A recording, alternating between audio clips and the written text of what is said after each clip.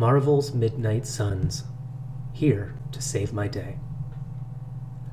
When I finally beat Elden Ring and was willing to put it down, quite literally over 300 hours later, I could not help but wonder what was next. There is no shortage of great games that have come out in the past year that were ripe for review, but for some reason none of them felt quite right.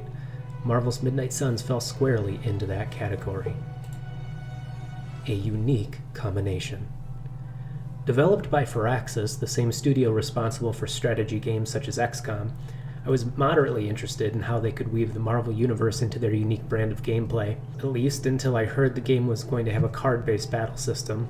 While I do love games like Hearthstone and Gods Unchained, this game was not like those. It was sort of its own unique hybrid blend thingy. As someone with a strong love for Marvel and for card games, I guessed that Midnight Suns was going to have a poor showing. But I guessed wrong. A chance encounter.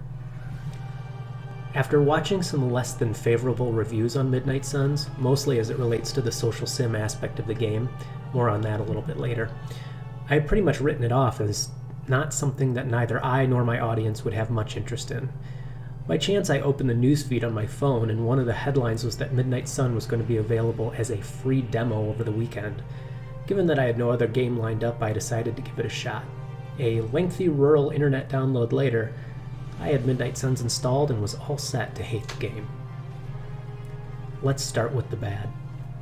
Immediately upon loading up the game, I noticed performance issues. It was very slow to load, had lots of texture pop in, voices did not align with lip movements, and it just felt kind of clunky. I was playing with a gamepad on PC, which makes the mouse cursor disappear, but when a cutscene plays in the game, the mouse cursor shows up smack dab in the middle of the screen, right in your line of view. What? That being said, as has been widely reported, apparently the 2K launcher that launches after the Steam launcher causes a number of performance issues. I hate when companies do this. Once I went through the steps of disabling the 2K launcher, I did notice an improvement in performance, but the previously mentioned issues do still exist. Further, sometimes the music literally just stops playing for 30 seconds or so. I have not found a pattern as to how or why this happens, but it just periodically does. I have not seen as much mention of these issues on consoles, however. It is worth noting that my gaming PC is a few years old, so your mileage could vary.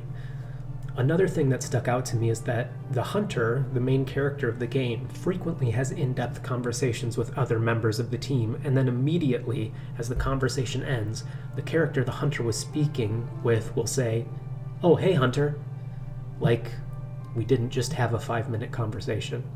It's bizarre. Buggy weirdness aside, there are some things that stick in my craw about the game. The characterization of some of the characters in the game are kind of painful, none more so than Doctor Strange. I literally cringe when I hear him speak.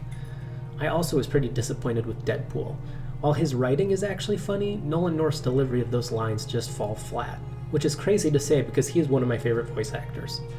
Also, there's a weird mashup of versions of characters. For example, the voice actor for Iron Man does sort of sound like Robert Downey Jr. from the movie, but he looks like the comic book version of Iron Man.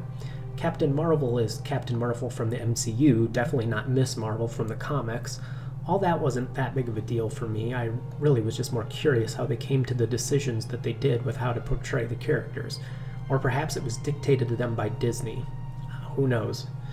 Again, Doctor Strange sticks out like a sore thumb here, as I have no idea what Doctor Strange they were going for. They just hit on bad.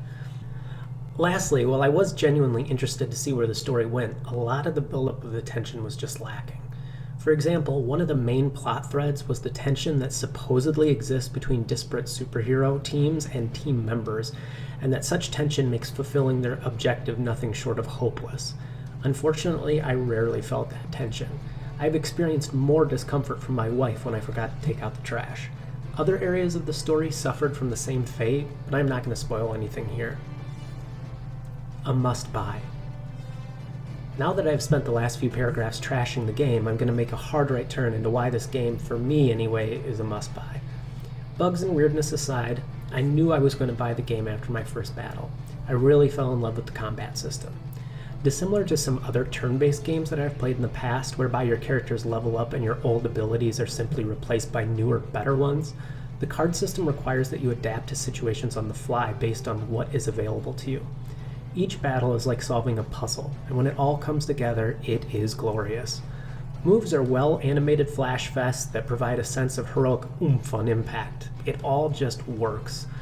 Oddly, a stark, pun intended, juxtaposition exists between in-battle and out-of-battle animations.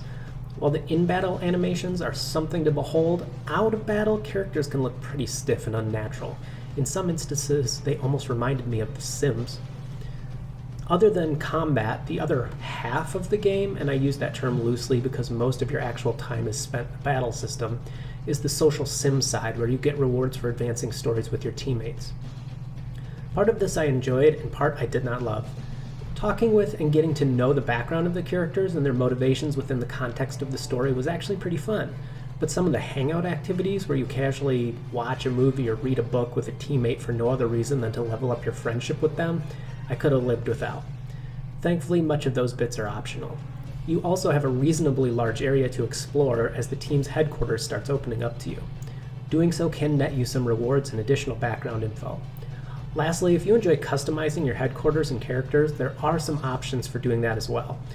While certainly not a large attraction for me, I did enjoy modestly modifying the main character to make them stand out more. One final point to make on why I love the game so much is the soundtrack is actually very good. Despite cutting out randomly, as I had mentioned earlier, the music that is present is fitting, enjoyable, and serves to enhance the experience as a whole. Pick it up.